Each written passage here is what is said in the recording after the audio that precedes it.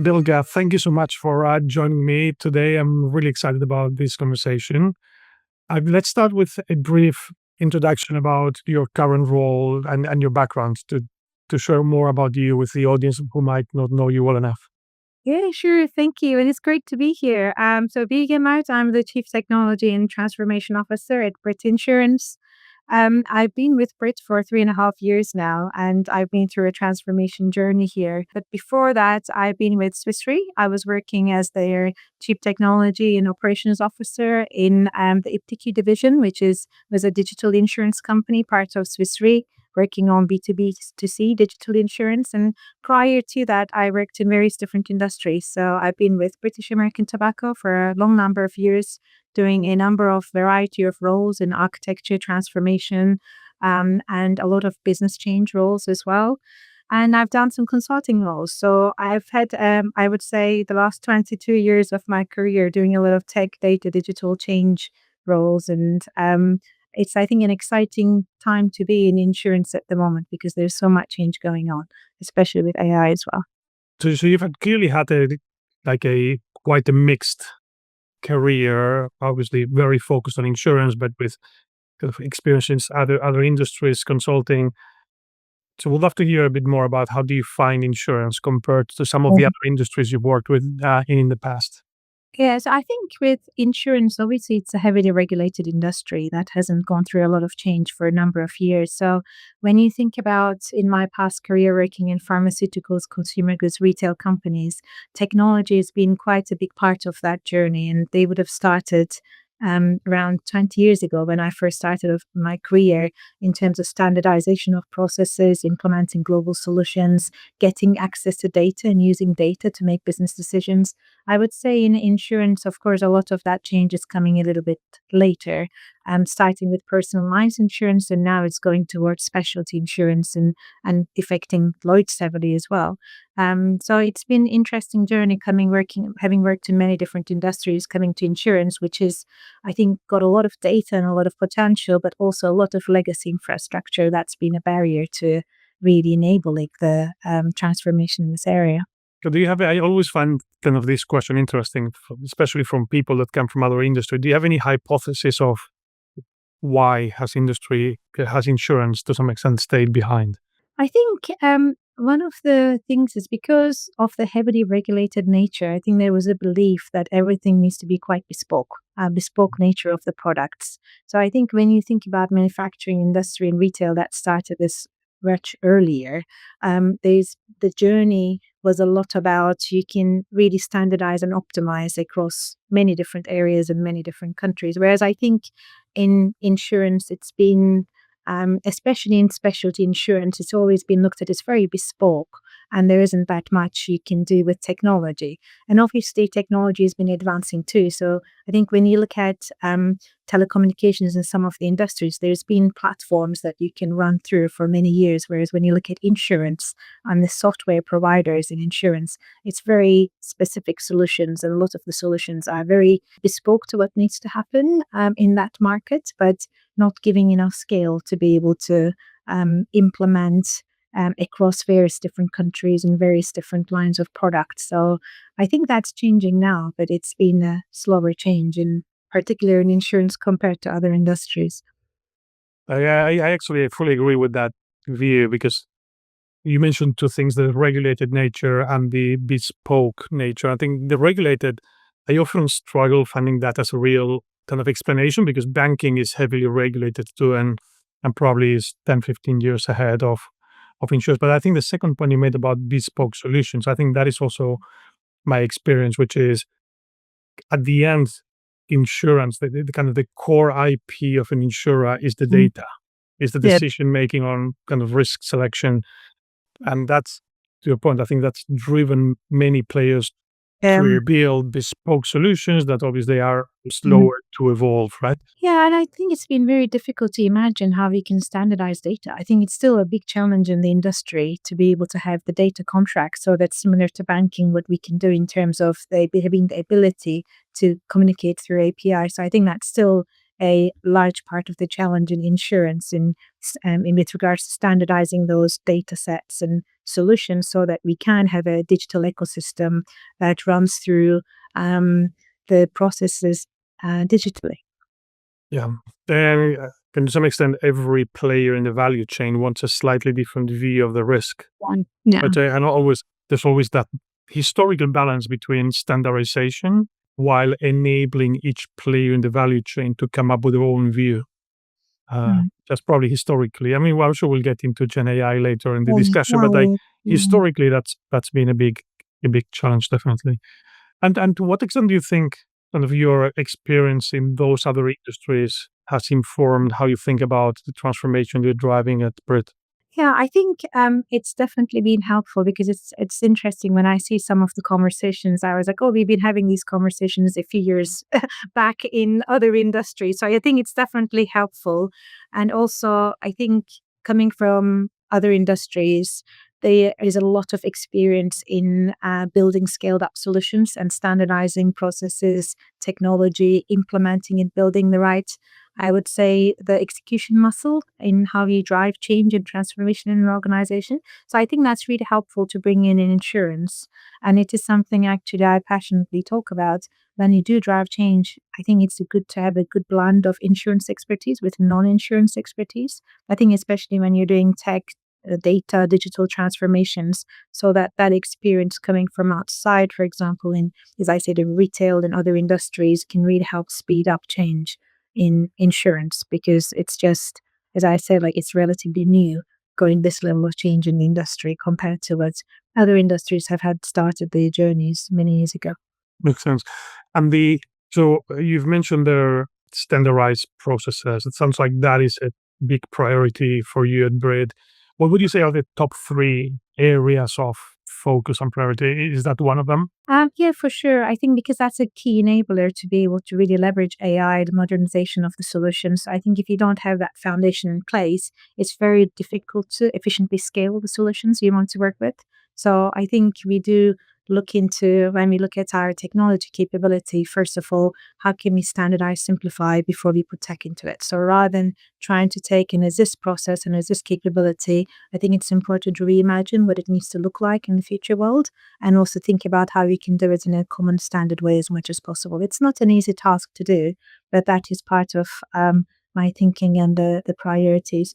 Of course, I mean, we will talk more about AI, but AI is a really important one to overlay because I think it's going to be transformational for many industries, but especially in insurance because it's a very document heavy and operational heavy industry. So I think there is going to be a lot of opportunity to rethink how that value chain looks like with AI embedded to it. So again, that's another key priority.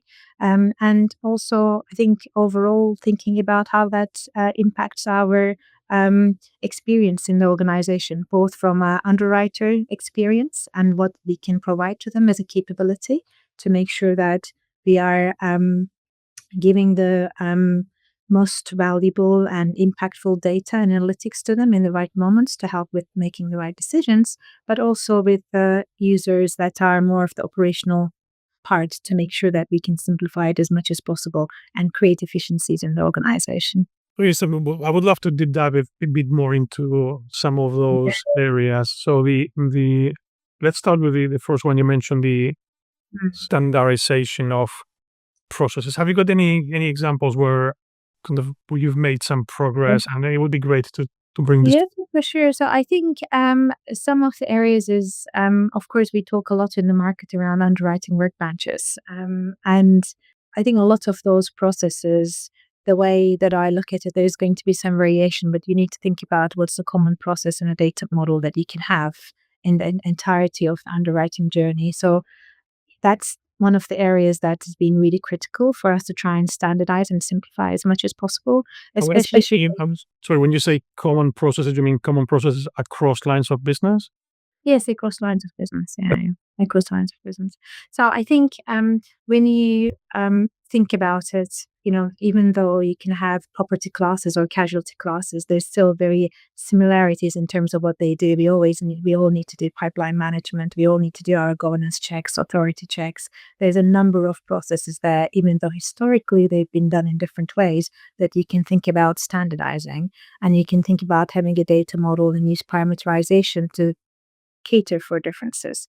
So that's been an area that I think we've made some good progress, so that gives us a little bit more scale as we want to roll out. And then, you don't have to build similar to what we talked about earlier in the insurance industry. You don't have to build for 10 different solutions. You build once and then you configure and adjust. And I know, it's the difficult one in the market. There isn't any standard applications out there. It's not like the post-buying journey where you can go and buy something. So you have to really put your creative mind in thinking about how you design that process, but also bring the people along in the journey with you, because that acceptance and adoption is really important. So it's not something that you can just manage from a tech perspective. It's a cross-functional, collaborative effort. And I guess you're referring to processes like, as you mentioned, right? So things like upfront risk clearance, sanctions checks. Yeah, there's a lot of that can happen. I mean, even with what we're discussing with Saitari around data ingestion, right? How we bring data in the organization, the data will be different, but you can standardize that process in terms of how that comes in and how that feeds into your platform. So then you don't need to think about 10 different integrations. You do one integration and try to use that capability at scale. But for sure, there's a lot of things that are the more operational part of the processes that you can think about standardizing. And I think I would say for the non-operational part of the process, it's good to think about where we think we can be the same, to what degree, because you can still have the infrastructure and the pipes the same, but then you might have different variations. So I think that's, as I say, like helpful when you have worked in other industries. You don't have to be having common doesn't necessarily mean everything has to be common. I think you just think about what are the different layers of usability you can think about, starting from your infrastructure to actually your application layer, and within the applications, how much of that you want that to be standard versus where you want to have differentiation, to what degree based on which process. Some things can be 100% the same, some things might be slightly different, and having that right architecture that gives you that flexibility to be able to do that. So you can almost enforce standardization where you think makes a lot of sense. And in our other areas, you can have a little bit more flexibility to configure the branching of how you want that process to be surfaced to the users. Yeah. Yeah. So is it to some extent the way you're thinking about it is a common data structure across lines of business that allows you to standardize the common processes that you mentioned, like And a common backbone and architecture, infrastructure. So everything kind of is built with the same principles, even though you have different domain teams who are building towards relatively independently. They would be working off the same infrastructure, same principles, and repeatable patterns, ways to be able to replicate if you need to do something similar for another class. So you're not starting from scratch every time you want to build a new capability. And depending on what it is, you've got a starting point. And in some areas, you said, okay, that's an exact copy to what you need.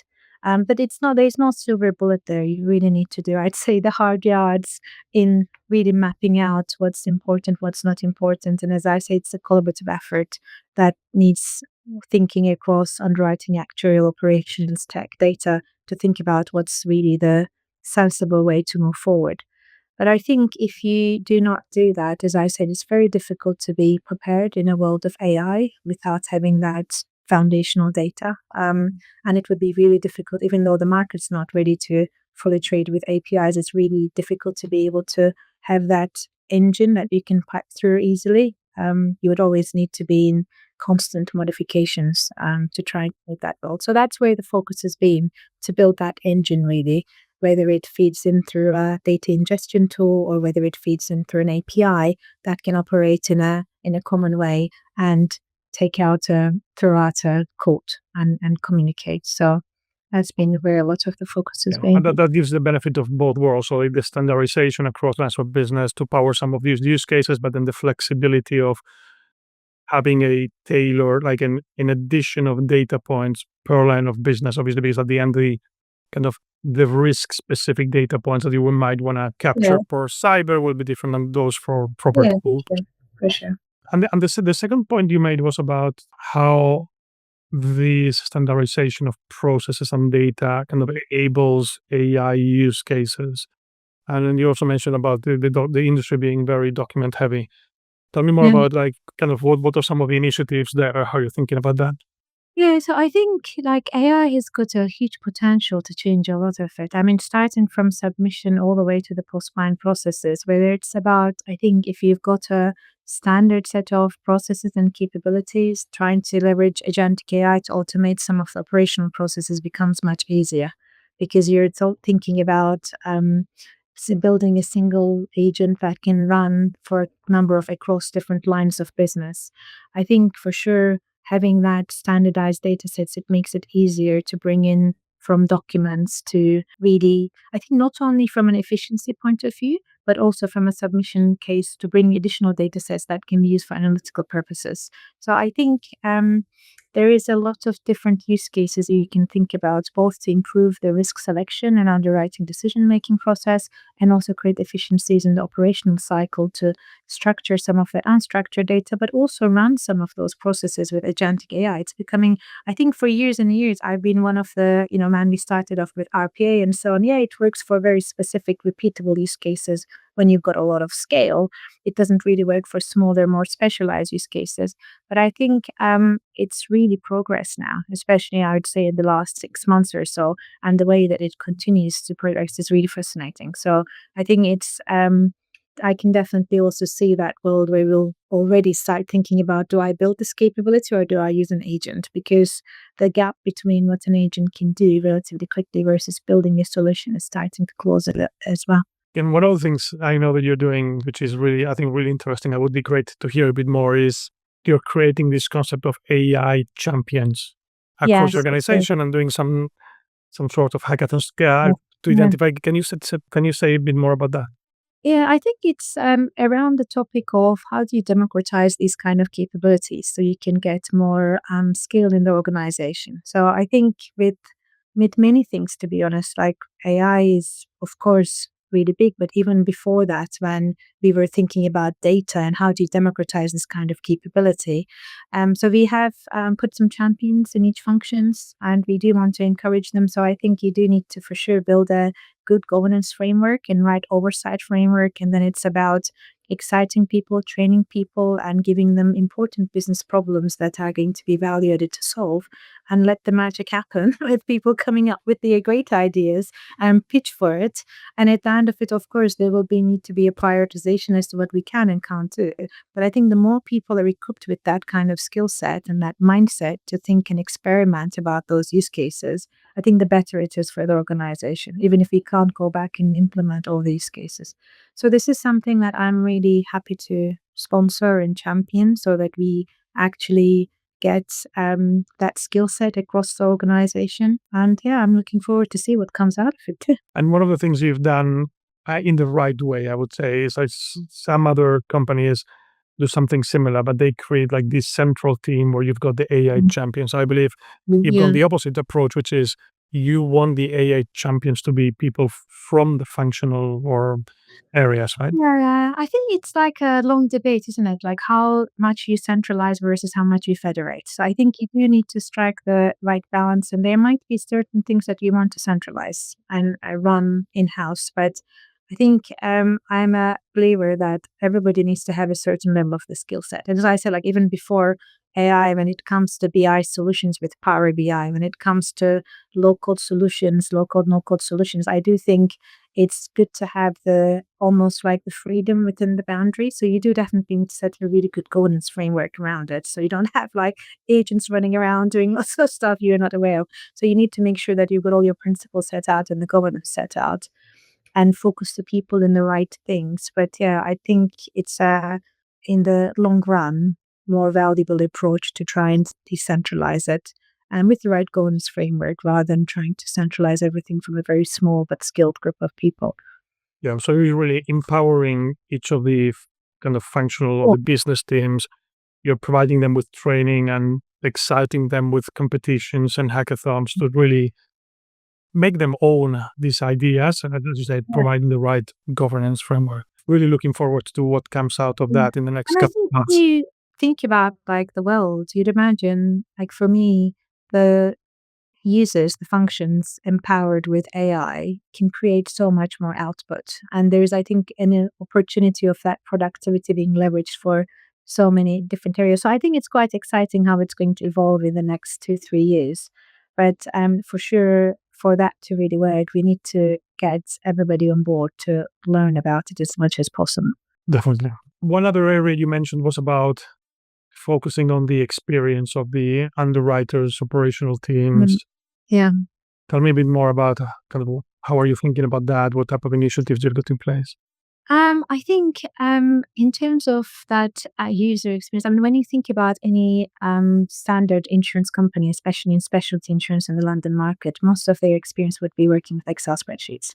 Lots of different systems, lots of rekeying, spending their time doing lots of admin work rather than actually doing value added activity. So the focus is a lot more about how do we make sure that we automate, eliminate, standardize, think about removing some of that more, I would say, operational activity so that the experience is much better from an underwriter perspective. And how do you reduce all the handoffs and the data reconciliations and the rekeying from system to system? And again, you have a more, like, we're not going to have similar to what you see in personalized, a fully automated quote, and we just don't have that data. It's a very different scale and size you're talking about in terms of value of the contracts we work with. But you can make that process a lot more smoother and power them with information at the right moment so that they can be as I would say impactful as they can be as they go into any conversation, powered with the right information at the right time, hopefully without having to do a lot of admin work to get there. So that's really the focus to do that. And I think for our operational teams that are supporting is like almost like a follow on from that. How do you make sure that, as I say, all that reconciliation, data rekeying activity is automated as much as possible, and they can really focus on supporting the function in a more strategic way. Yeah, man, to do that, so are you focusing both? I mean, obviously, you've talked already about how to standardize the data to Um, make sure that the data flows to the different systems without the need to rekey. And I assume you're also focusing on how do you provide an interface for those teams? Yeah, for sure. For sure. I think like it's a full stack experience, as I said, from all the way to the infrastructure layer of building that digital platform to all the backend services and what you provide is the user experience so that it's a connected user experience and as seamless as possible. So you do need to, of course, have very laser focus on what's important, what's not important, as you think through that journey. But yeah, for sure, it's not about, I would say, I mean, sometimes when people talk about underwriting workbenches, it's everything else is staying the same and you create an ICUI at the top. And I think you do really need to think about it if you're thinking long term, almost like the holistic picture of what you're trying to achieve. Because ultimately, it's not only the, I would say, the experience, but it's also the underlying data that you want to standardize as much as possible, because that's a key asset for you in the future to be able to run through the analytics and Yeah. leverage it in the journey. And actually, because they did that nice UI, Yeah. at the end, is only possible when the data underneath Yeah, for sure. it's For structured sure. in the right way, right? Yeah, for sure.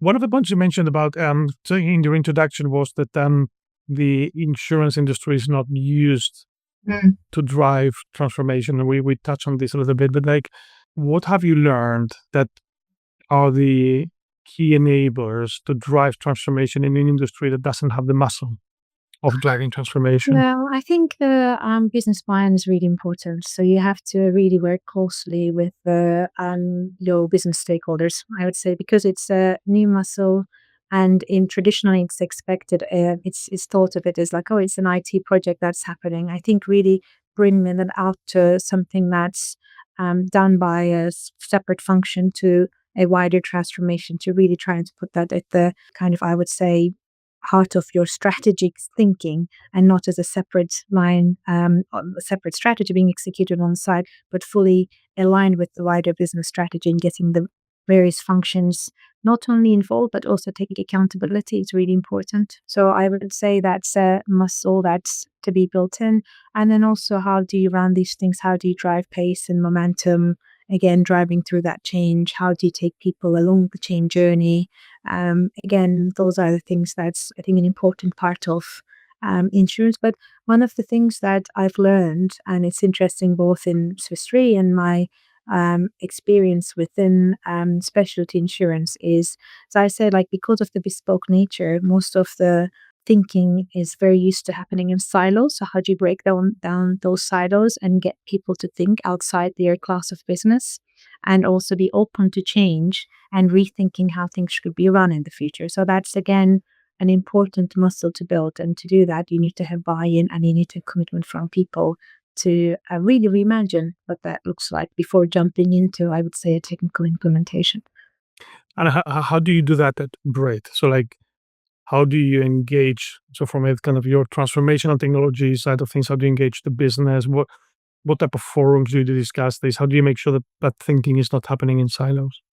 So I think it's as part of my transformation role, I do bring the different functions together. And the other element is again not me from outside, maybe not used so much in insurance, is the product ways of working. So really aligning, having clear distinctions on the product lines and getting all the functions working together with a single backlog, single set of activities and a process to run through the change, and then have that regular standardized cadence to do that. So like in, as I said, like in other industries, like building a product team, and it's not only a technical product team. I'm talking about a business product team with an owner that's an underwriter, and then having clear roles within that product team. So I think an important part of building that muscle to run this through. And then if you're building the right framework and the tools and the processes and the cadence with some support from my team, these teams actually can be really self-sufficient in running through and prioritize work that needs to come through. So I think that's an important part of implementing the product ways of working and having some central support and oversight around how things should be run with some proper program management is a good way of building that muscle in the organization. And when you say product, are you referring to insurance product, or do? Yeah, I'm And talking about how do you balance that?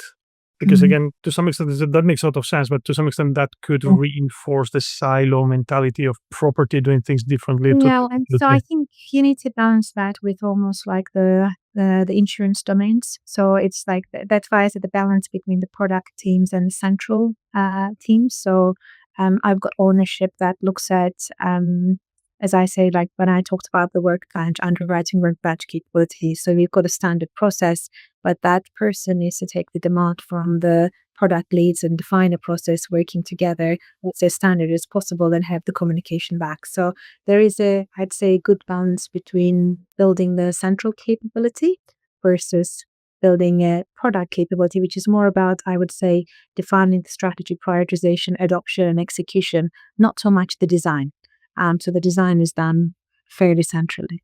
And have you considered, I guess the alternative approach to that would be structuring those teams. So rather than by insurance product, by process. You can say, okay, submission, new business underwriting or renewals or endorsement or like claims. So you could almost like, it's at the end, it's a matrix, right? But like, have you considered? Right. I think in whatever you do, it's a matrix. Like you will need both sides. I think, as I say, it's important part of it is also the type of organization you're in. So you might customize this slightly differently in different organization. For me, the most important thing is the business adoption and buy-in and on the change journey and like how do we lead the change. So I think in some areas you might, and I worked in many areas where we had standard teams and then built a lot of capability. When you try to land it in a function or when a line of business or country, people just say, I'm not having that.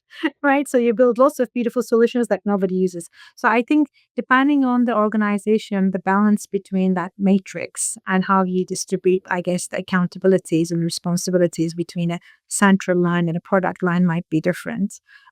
So you do need to think about knowing the organization. What's the best way to make impact and change? Is it going to run through this or is it going to run through that?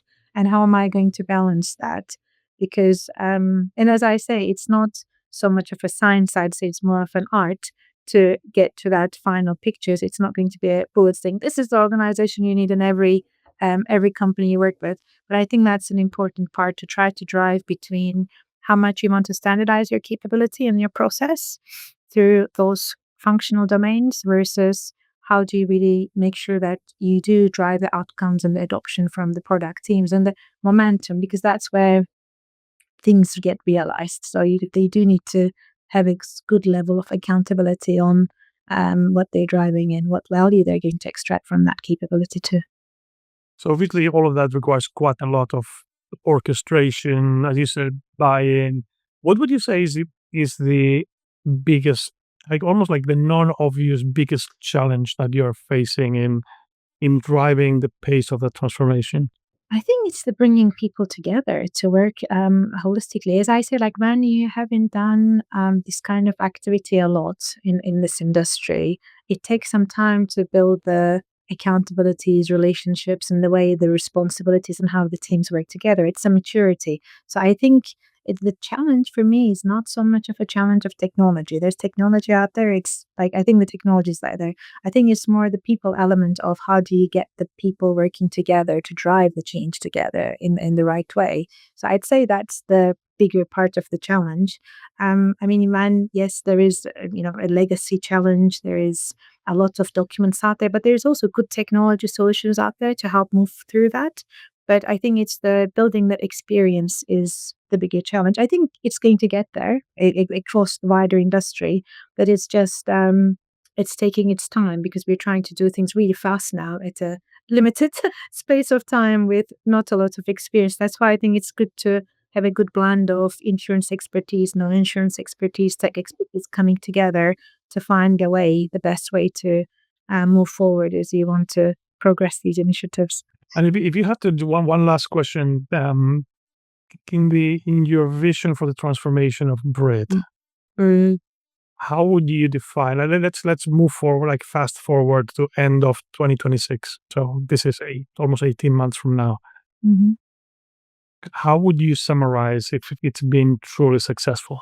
I think the most important thing is I want to make sure there's good business value out of it. So I think whatever we've built needs to be used and you can really get value, not I think to meet our business strategy in the plans, but really putting us in a really good place, not only next year, but the next 2 years, 3 years, 5 years, good place for us to be able to compete in the market and be successful in the market. So I think that's for me the ultimate goal. It's not about like, oh, I implemented this technology really well, that's great, or I've got so many features that I've implemented, but I want to make sure whatever we've got in our roadmap, I can really see the value coming out of it. And I can see that it's being bought in, it created both commercial value and also employee engagement, that because we made their lives better with the better tools, data, that helps them to also progress in the market compared to maybe some of the things that they have in the past. Bilge, it's been really fantastic. I've really enjoyed this, just picking your brain on some of these areas. It's fascinating. I think I've really appreciated the clarity of the vision you bring and kind of every single element that you've just discussed. It's a big undertaking by itself. Like standardization of data. That's I mean, like the industry has been trying to do this for a long time. But I think if almost like anybody can do that, requires the kind of the clarity of vision that you bring. So I've really enjoyed it. Thank you so much for joining me. Thank you.